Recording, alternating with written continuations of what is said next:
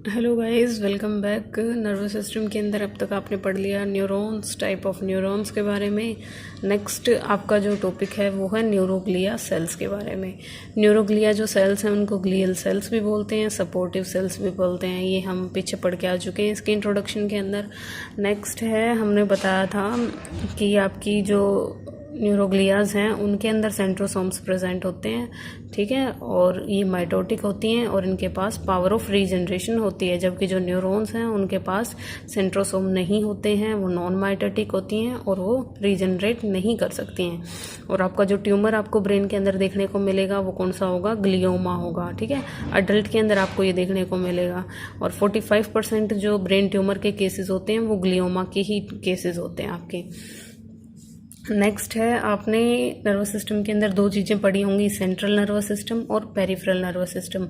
तो दोनों ही सिस्टम की जो न्यूरोग्लियाज जो सपोर्टिंग सेल्स हैं वो आपकी डिफरेंट डिफरेंट होती हैं, ठीक है। टोटल आपकी 6 होती हैं, 4 आपकी सेंट्रल नर्वस सिस्टम की और 2 आपकी पेरिफेरल नर्वस सिस्टम की।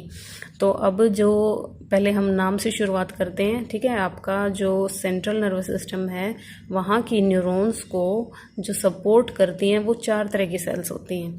और जो पेरिफेरल नर्वस सिस्टम है उसकी न्यूरॉन्स को जो सपोर्ट प्रोवाइड करती हैं, जो कवरिंग प्रोवाइड करती हैं, वो आपकी 2 टाइप्स की होती हैं। तो सबसे फर्स्ट जो सेल है न्यूरोग्लिया वो आपकी है एस्ट्रोसाइट, ठीक है, एस्ट्रोसाइट। सेकंड जो है वो आपकी माइक्रोग्लिया। थर्ड है ओलिगोडेंड्रोसाइट्स। फोर्थ है एपेंडाइमल सेल्स, ठीक है। एस्ट्रोसाइट, माइक्रोग्लिया, ओलिगोडेंड्रोसाइट और एपेंडाइमल सेल, ये आपकी क्या होती हैं? सेंट्रल नर्वस सिस्टम की जो न्यूरॉन्स हैं उनको सपोर्ट करने वाली न्यूरोग्लियाज होती हैं, ठीक है। पेरिफेरल नर्वस सिस्टम को जो की न्यूरॉन्स को जो सपोर्ट करती हैं वो आपकी स्क्वान सेल और सैटेलाइट सेल होती हैं। ये स्क्वान सेल तो अपने डायग्राम के अंदर भी नाम देखा होगा। तो ये क्या है? ये क्या आपकी एक न्यूरोग्लिया है जो पेरिफेरल नर्वस सिस्टम की न्यूरॉन्स को सपोर्ट प्रोवाइड करती है, ठीक है। तो अभी एक एक काम मैंने इनका यहाँ पे लिखा हुआ है इनका, बाकी हम डिटेल में भी इनको पढ़ेंगे। पहले आप देख लीजिए कि आपकी जो एस्ट्रोसाइट है उसके यहाँ पे मैंने लिख रखा है लार्जेस्ट सेल, ठीक है। तो इन चारों में जो लार्जेस्ट सेल होगी वो आपकी कौन सी होगी? एस्ट्रोसाइट होगी।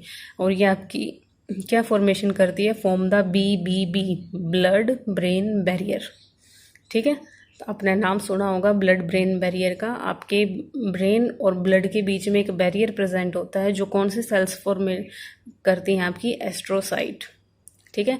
यानी आपके ब्लड में जो भी चीज़ें हैं वो सारी की सारी चीज़ें आपकी ब्रेन तक नहीं पहुंचती हैं, क्योंकि आप बहुत सारी हार्मफुल चीज़ें भी खाते हो, ड्रग्स भी होती हैं, ऐसे ही मेडिसिन जो आप लोग लेते हो, ठीक है, या फिर आप जो भी चीज़ खाते हो जो आपके ब्रेन के लिए हार्मफुल है वो आपके ब्रेन में नहीं पहुंचेगी। क्यों? ब्लड ब्रेन बैरियर की वजह से, ठीक है। ब्लड और ब्रेन के बीच में जो बैरियर है जो किसने बनाया? आपका एस्ट्रोसाइट्स ने, ठीक है। ये आपका डायग्राम बुक के अंदर भी दिखा रखा है। ये क्या आपकी ब्लड कैपिलरीज है, ये आपका ब्रेन के टिश्यू है, लेकिन बीच में आपकी क्या आ जाती है? एस्ट्रोसाइट। ये देखिए एस्ट्रोसाइट, जो भी मटेरियल ब्लड से आपके ब्रेन के पास जाएगा उसको पहले एस्ट्रोसाइट के साथ क्या करना पड़ेगा? उसके कांटेक्ट में आना पड़ेगा। अगर एस्ट्रोसाइट को लगेगी कि वो चीज़ ठीक है तभी वो चीज़ आपके ब्रेन के अंदर एंटर करेगी, अदरवाइज नहीं करेगी। अब अगर आपका ये ब्लड ब्रेन बैरियर यानी ये एस्ट्रोसाइट्स क्या हो जाएं? खराब हो जाएं तो आपको बहुत सारी आपके ब्रेन के अंदर दिक्कत देखने को मिल सकती है। तो ब्लड ब्रेन बैरियर क्या है? एस्ट्रोसाइट्स जो क्या करती हैं? ब्लड और ब्रेन के बीच में बैरियर का काम करती हैं, उनको आप क्या बोलते हो? Blood brain barrier. नेक्स्ट है आपकी माइक्रोग्लियाज, ठीक है। ये भी क्या है? आपकी एक तरह की न्यूरोग्लिया है जो स्मॉलेस्ट होती है। इन चारों में सबसे बड़ी आपकी एस्ट्रोसाइट और सबसे स्मॉल आपकी माइक्रोग्लिया, ठीक है। माइक्रोग्लिया आपका जो काम करती है वो क्या है? फैगोसाइटोसिस का, ठीक है। फैगोसाइटोसिस, फैगो यानी एनगल्फ करना, साइटोसिस सेल के अंदर, यानी ये मैक्रोफेज की तरह काम करेगी। जो भी हार्मफुल चीज़ आपके ब्लड से ब्रेन में आएगी उसको क्या करेगी? किल करने का काम करेगी। नेक्स्ट है ओलिगोडेंड्रोसाइट्स। ओलिगोडेंड्रोसाइट, ओलिगो का मतलब कम होता है, डेंड्रोसाइट यानी ऐसी सेल्स जिनके क्या हो? डेंड्रोसाइट्स, डेंड्राइट्स क्या हो? कम देखने को मिले। ये जो सेल्स हैं ये आपकी क्या बनाती हैं? Form the myelin sheath of central nervous system. Central nervous system की जितनी भी न्यूरॉन्स होंगी उनकी जो माइलिन शीथ होगी वो माइलिन शीथ बनाने का काम आपकी कौन सी सेल्स करेंगी? ओलिगोडेंड्रोसाइट्स। नेक्स्ट है एपेंडाइमल सेल।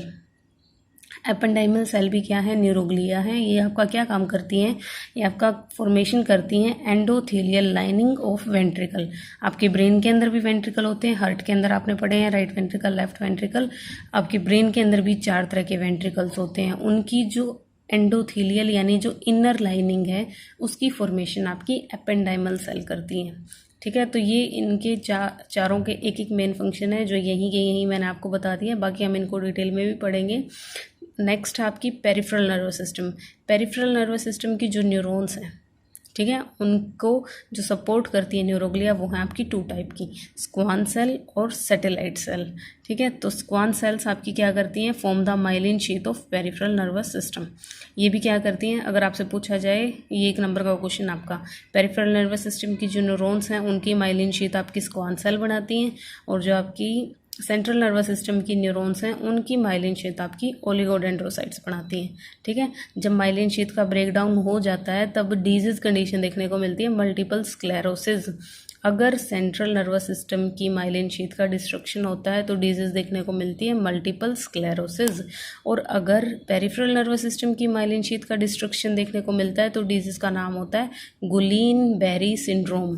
ठीक है, यहाँ पे देखिए मैंने आपको यहाँ पे बताया था ब्रेकडाउन ऑफ माइलिन शीथ, कहाँ हम जब एक्सॉन और ये न्यूरॉन के बारे में पढ़ रहे थे तो ये 2 चीज़ों का जिक्र हुआ था। माइलिन शीथ का अगर ब्रेकडाउन हो जाएगा तो 2 डिजीज़ देखने को मिलती हैं, मल्टीपल स्क्लेरोसिस और गुलीन बेरी सिंड्रोम। अब आपको पता चल गया कौन सी आपकी माइलिन शीथ का डिस्ट्रक्शन हो, यानी जब ओलिगोडेंड्रोसाइट टूटेंगी तब आपको जो डिजीज़ देखने को मिलेगी मल्टीपल स्क्लेरोसिस होगी, और जब आपकी स्क्वान सेल टूटेंगी या फिर डीजनरेट होंगी तब आपको जो डिजीज़ देखने को मिलेगी वो होगी गुलीन बेरी सिंड्रोम। ठीक है, ये आपकी बहुत इंपॉर्टेंट डिजीज़ हैं जो आप इसके अंदर मेडिकल सर्जिकल के अंदर पढ़ोगे। ठीक है, लेकिन ये होती क्या है, बेसिक इनकी एक डेफिनेशन जो है वो मैंने आपको यहाँ पे इनके काम से समझा दी है। ठीक है, सैटेलाइट सेल, अब आपको पता है देखो ये प्रोटेक्टिव या सपोर्टिव सेल्स होती हैं, अगर इनका ब्रेकडाउन होगा तो सीधी आगे जाके नर्व डैमेज होगी, जो आपकी न्यूरॉन है वो डैमेज होगी।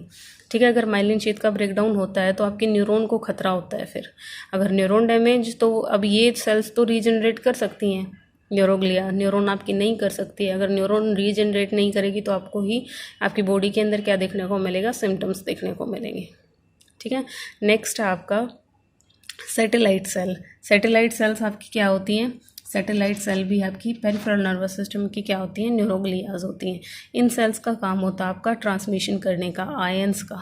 ठीक है, आयन यानी सोडियम, पोटेशियम, कैल्शियम, ये सारे जो आयंस हैं इनका ट्रांसमिशन करना कहाँ पे, between the extra cellular fluid and intra cellular fluid. ठीक है, इंट्रासेलुलर फ्लूइड कौन सा फ्लूइड होगा, यहाँ पे न्यूरॉन्स के अंदर जो फ्लूइड है उस फ्लूइड और न्यूरॉन के बाहर जो फ्लूइड है उन फ्लूइड के बीच आपके आयंस का ट्रांसमिशन करने का काम कौन सी सेल करेंगी, सैटेलाइट सेल। तो टोटल आपकी ये 6 टाइप की होती हैं, और सेंट्रल में कौन सी होंगी, पेरिफेरल में कौन सी होंगी, वो मैंने आपको यहाँ पे बता दिया है। नेक्स्ट वीडियो के अंदर हम इनको ही थोड़ा डिटेल में पढ़ेंगे, बाकी इनका जो मेन फंक्शन है वो मैंने आपको यहीं पे करवा दिया है। थैंक यू गाइज़, अगर आपको समझ आता है तो प्लीज़ कमेंट बॉक्स में मुझे ज़रूर बताया करो कि हमें समझ आ रहा है कि नहीं आ रहा है। Thank you.